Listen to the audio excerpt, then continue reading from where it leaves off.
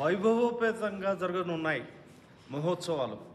పశ్చిమ విభాగం వారిని ప్రోత్సహించాలన్న నేపథ్యంలోనే ఈ కార్యక్రమాలు జరుపుతున్నామని రాష్ట్రపతి నిలయం ప్రజా సంబంధాల అధికారి రజనీప్రియ గారు మీడియా గాంధీ న్యూస్ ఛానల్తో కొద్దిసేపు మాట్లాడినప్పుడు ఎన్నో ఆసక్తికరమైన విషయాలు వెల్లడించారు. నమస్కారం అండి. నమస్తే అండి. చెప్పండి, మన రాష్ట్రంలో ఏ విధంగా జరగబోతున్నారు ఈ మహోత్సవాల్ని? రాష్ట్రపతి నిలయంలో ఈసారి జరగబోతున్న సెకండ్ ఎడిషన్ ఆఫ్ భారతీయ కళా మహోత్సవ్లో వెస్ట్రన్ ఇండియాకి సంబంధించిన 4 రాష్ట్రాలు అలాగే 2 కేంద్రపాలిత ప్రాంతాల ద్వారా వారి యొక్క రాష్ట్రాల పెవిలియన్స్ని ఏర్పాటు చేయడం జరుగుతుంది.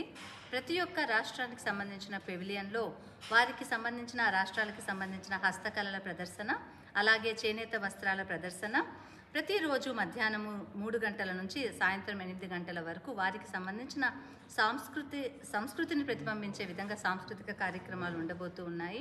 సౌత్ సెంట్రల్ కల్చరల్ జోన్ ఆధ్వర్యంలో classical and folk art forms dances జరగబోతూ ఉన్నాయి. అలాగే సాహిత్య అకాడమీ ద్వారా బుక్ ఎగ్జిబిషన్ అలాగే వాళ్ళ యొక్క ఆథర్ టాక్స్ కూడా జరపబోతూ ఉన్నాము. ఒక స్పెసిఫిక్ ఫుడ్ కోర్ట్ అండ్ ఒక సెలబ్రిటీని పిలిచి కూడా ఒక స్టూడియో కిచెన్ ఏర్పాటు చేయడం జరిగింది.